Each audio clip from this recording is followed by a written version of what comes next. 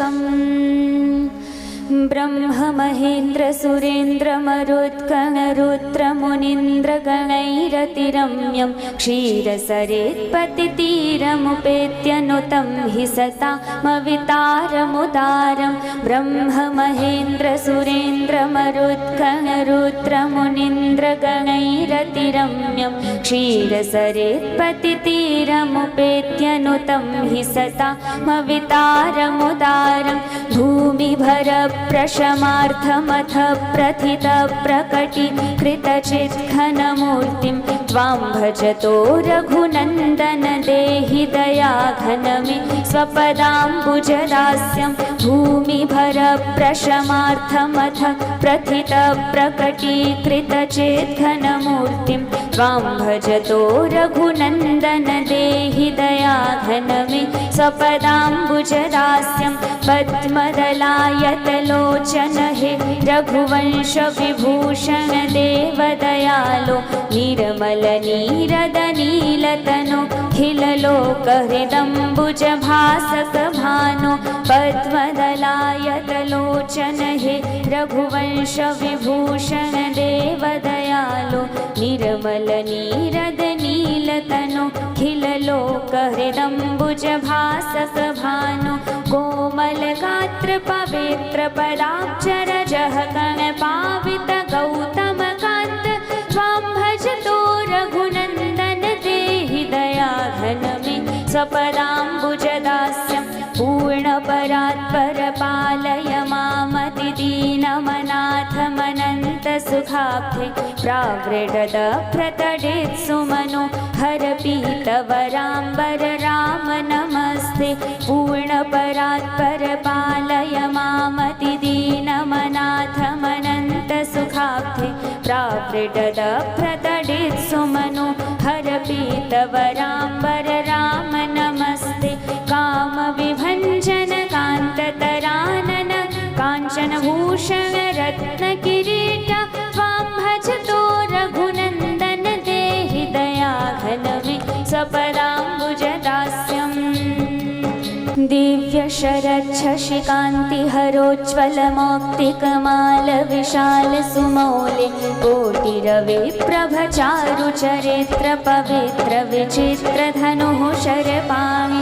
दिव्यशरच्छशिकान्तिहरोज्ज्वलमौक्तिकमाल विशाल सुमौले कोटिरवे प्रभचारुचरित्र पवित्र विचित्र धनुः शरपाणि। चण्डमहाभुज दण्ड विखण्डित राक्षसराज महागजदण्डं त्वां भजतो रघुनन्दन देहि दयाघनमे स्वपदाम्बुजदास्यं। दोषविहिंस्रभुजङ्गसहस्रसुरोषमहानलकीलकलापे जन्मजरामरणोर्मिमये मदमन्मथचक्रविचक्रभवाब्धौ। दोषविहिंस्रभुजङ्गसहस्रसुरोषमहानलकीलकलापे जन्मजरामरणोर्मिमये मदमन्मथचक्रविचक्रभवाब्धौ। दुःखनिधौ च चिरं पतितं कृपयाद्य समुद्धर राम ततो मां त्वां भजतो रघुनन्दन देहि दयाघनमे स्वपदाम्बुजदास्यं। संसृतिघोरमदोत्कटकुञ्जरकृक्षुधनीरदपिण्डिततुण्डं दण्डकरोन्मथितं चरजस्तम उन्मदमोहपदोच्छितमार्तं। दीनमनन्यगतिं कृपणं शरणागतमाशु विमोचय मूढं त्वां भजतो रघुनन्दन देहि दयाघनमे स्वपदाम्बुजदास्यं। जन्मशतार्चितपापसमन्वितहृत्कमले पतिते पशुकल्पे हे रघुवीर महारणधीर दयां कुरु मय्यतिमन्दमनीषे। जन्मशतार्चितपापसमन्वितहृत्कमले पतिते पशुकल्पे हे रघुवीर महारणधीर दयां कुरु मय्यतिमन्दमनीषे। त्वं जननी भगिनी च पिता मम तावदसि तवितापि कृपालो त्वां रघुनन्दन देहि दयाघन मे स्वपदाम्बुजदास्यम् त्वां तु दयालुमकिञ्चन वत्सलमुत्पलहारमपारमुदारं रामविहायकमन्यमनामयमीश जनं शरणं ननु यायां त्वां तु दयालुमकिञ्चन वत्सलमुत्पलहारमपारमुदारं रामविहायकमन्यमनामयमीश जनं शरणं ननु यायां त्वत्पदपद्ममतः श्रितमेव मुदा खलु देव सदा वससीत त्वां भजतो रघुनन्दन देहि दयाघन मे स्वपदाम्बुजदास्यं यः करुणामृतसिन्धुरनाथ जनोत्तमबन्धुरजोत्तमकारी भक्तभयोर्मिभवाब्धितरि सरयूतटिनी तटचारुविहारी तस्य रघुप्रवरस्य निरन्तरमष्टकमेतदनष्टहरं वै त्वां भजतो रघुनन्दन देहि दयाघन मे स्वपदाम्बुजदास्यं ब्रह्ममहेन्द्रसुरेन्द्रमरुद्गणरुद्रमुनीन्द्रगणैरतिरम्यं क्षीरसरेत्पतितीरमुपेत्यनुतं हि सतामवितारमुदारं भूमिभरप्रशमार्थमथ प्रथितप्रकटीकृतचेतनमूर्तिं त्वां भजतो रघुनन्दन देहि दयाघन मे स्वपदाम्बुजदास्यं त्वां भजतो रघुनन्दन देहि दयाघन मे स्वपदाम्बुजदास्य दयाघन मे स्वपदाम्बुजदास्य दयाघन मे स्वपदाम्बुजदास्यम्। ऐसे अपना अपना अभ्यास आप अधिक न कर पाए तो ये साधारण दंड ऐसे, अथवा मिश्र दंड। चलो उल्टे लेटो, उल्टे लेट जा। एक बार तो ऐसे पसीना बहाना है, पसीना टपकाना है पूरा। मकरासन या भुजंगासन कर लो। 100 बार भुजंगासन करने की आदत डालो। 100 साल तक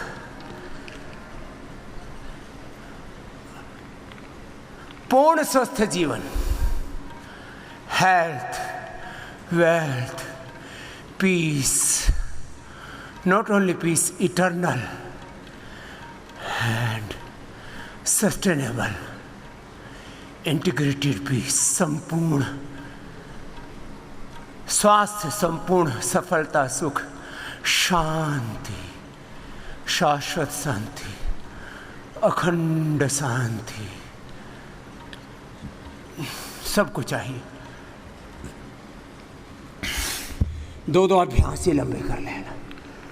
ऐसे ये भुजंगासन होले होले, भुजंगासन और मरकटासन 2-2 अभ्यास इंटीग्रेटेड योग प्रैक्टिस में से लीवर, किडनी, पेनक्रियाज की, डायबिटीज़ की, बीपी, शुगर, थायराइड, अस्थमाइटिस की, स्किन डिजीज़ की कोई भी प्रॉब्लम है तो मंडूकासन और पवन मुक्तासन, मेरुदंड से रिलेटेड, स्ट्रक्चरल इम्बैलेंस से रिलेटेड कोई प्रॉब्लम है और वैसे भी 100 साल तक दमखम के साथ जिंदगी को जीना है तो भुजंगासन और शलभासन। ओबेसिटी है तो बैठ के सितकोणासन जो अभी कर रहे थे और लेट करके आप साइकिलिंग ही कर लेना, कोई भी एक अभ्यास कर लेना। पाद वृत्तासन कर लेना जिनके थाईज बहुत भारी है, कोई भी 2 अभ्यास ओबेसिटी के। बैठ के स्थित कोणासन, लेट के पाद वृत्तासन या चक्की आसन। ये धीरे धीरे अथवा तेजी से 2 ही प्राणायाम कर लेना लंबे, कपालभाति और अनुलोम विलोम, उसमें सब हो जाएगा। बस सब अंतर्मुखी होकर के करना है। चलो श्री मृत्युंजय स्तोत्रम के साथ करते हैं लंबे लंबे श्वास। सामान्य मध्यम या तीव्र गति से एकाग्र चित्त अंतर्मुखी होकर के।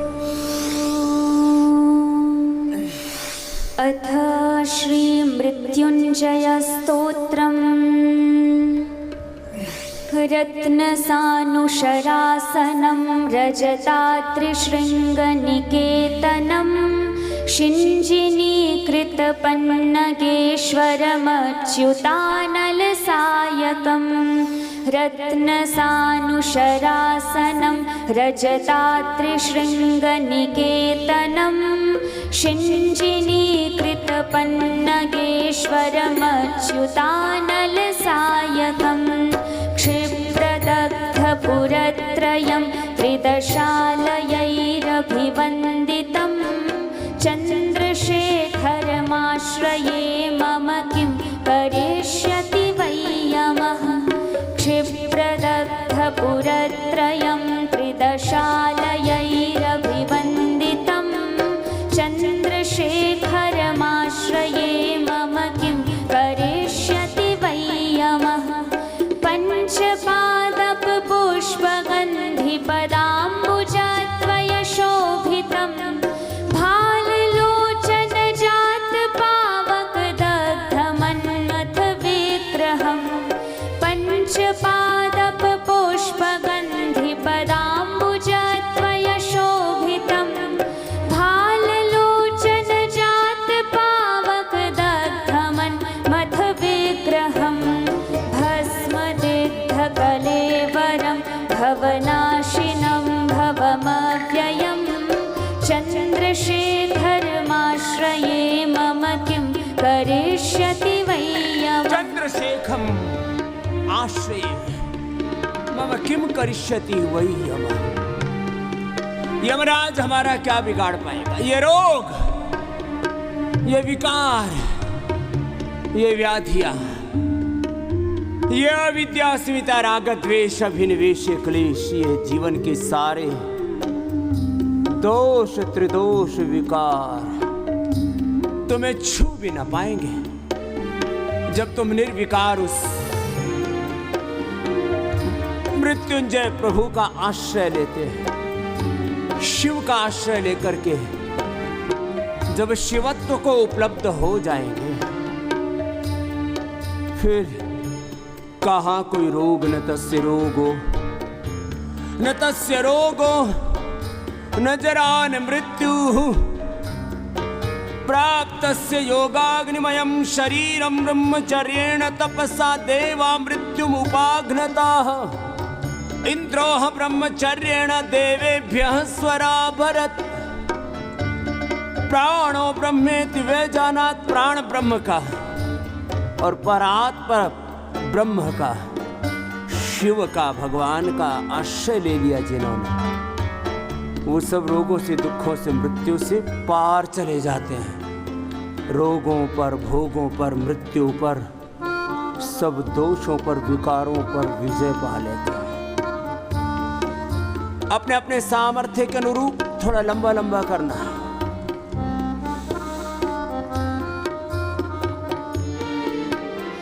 मत्वारण मुख्य चर्म कृतोत्तरीय मनोहरं पंकजासन पद्मलोचन पूजितांघ्रि सरोरुहं मत्वारण मुख्य चर्म कृतोत्तरीय मनोहरं पंकजासन पद्मलोचन पूजितांघ्रि सरोरुहं देवसिद्धतरङ्गिणी करसिक्तशीतजटाधरं चन्द्रशेखरमाश्रये मम किं करिष्यति वै यमः देवसिद्धतरङ्गिणी करसिक्तशीतजटाधरं चन्द्रशेखरमाश्रये मम किं करिष्यति वै यमः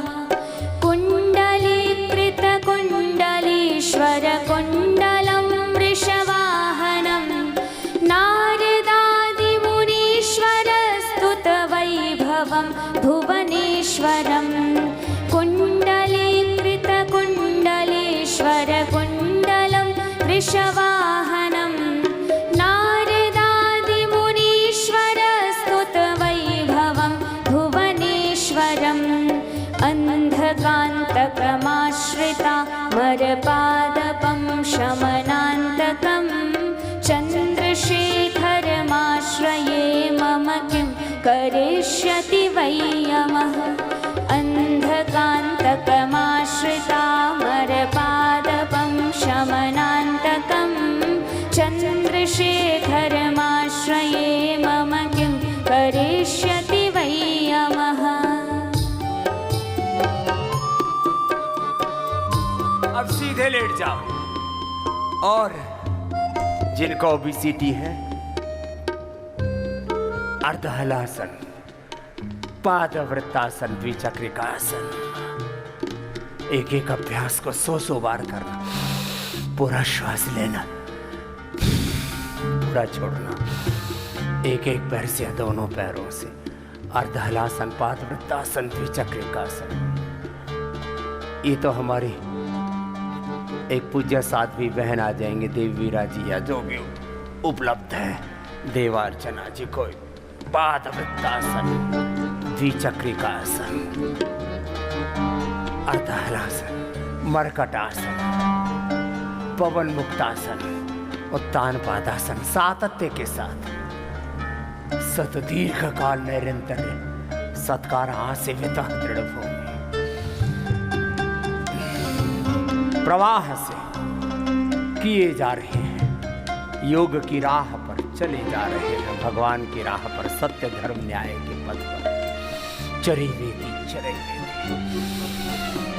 यक्षराजसखं भगाक्षिहरं भुजङ्गविभूषणं शैलराजसुता परिष्कृतचारुवामकलेवरं यक्षराजसखं भगाक्षिहरं भुजङ्गविभूषणं शैलराजसुता परिष्कृतचारुवामकलेवरं क्ष्वेडनीलगलं परश्वधधारिणं मृगधारिणं चन्द्रशेखरमाश्रये मम किं करिष्यति वै यमः भेषजं भवरोगिणामखिलापदामपहारिणं। प्रभु का आश्रय सबसे बड़ी भेषज है हमारी। ये सारे सूत्र, स्तोत्र, शास्त्र इसी सत्य से भरे पड़े हैं। भगवान का नाम हमारी औषधि नहीं, परम औषध है। ये प्राण औषधि नहीं, अवातवाही भेषजम ही नहीं, त्वम ही विश्व भेषजो। विश्व कहते संपूर्ण, समग्र, इंटीग्रेटेड मेडिकेशन है ये। एक तरफ प्राण ब्रह्म का आश्रय, उस परात्पर ब्रह्म शिव का आश्रय, आदिदेव महादेव का आश्रय, फिर कहाँ कोई रोग टिक पाएंगे। ये परम औषध है। औषधियों के नाम पर जिनको तुम समाधान मानकर खाए जा रहे हो, ये विष है। उस विष को पीना बंद करो। औषध के नाम पर विष पिए जा रहे हो। प्रभु का आश्रय लो, शिव का आश्रय लो, भगवान का आश्रय लो। अर्धहलासन, पादवृत्तासन, द्विचक्रिकासन करो निरंतरता के साथ। सारे रोग मिटेंगे, सारे भव बंधन कटेंगे। सब रोगों पर, सब विकारों पर विजय पाओगे। करते जाना अपने अपने अभ्यास।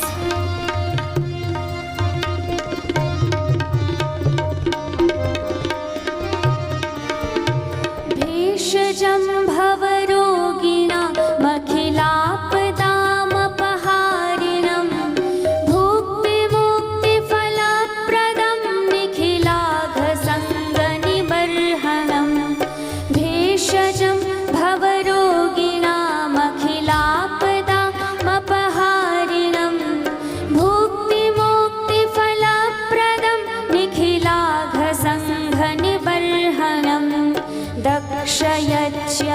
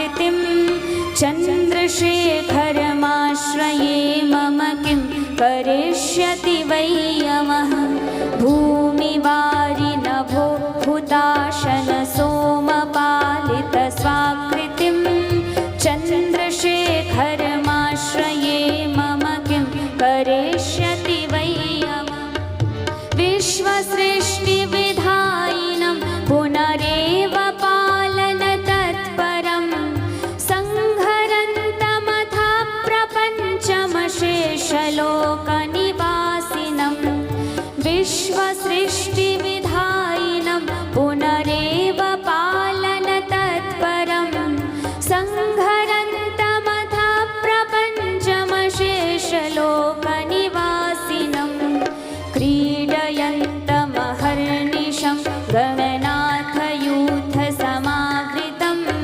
चन्द्रशेखरमाश्रये मम किं करिष्यति वै यमः क्रीडयन्तमहर्निशं गणनाथयूथसमावृतं चन्द्रशेखरमाश्रये मम किं करिष्यति वै यमः चन्द्रशेखरमाश्रये मम किं करिष्यति वै यमः चन्द्रशेखरमाश्रये मम किं करिष्यति वै यमः रुद्रं पशुपतिं स्थाणुं नीलकण्ठमुमापतिं नमामि शिरसा देवं किं नो मृत्युः करिष्यति कालकण्ठं कलामूर्तिं कालाग्निं कालनाशनं नमामि शिरसा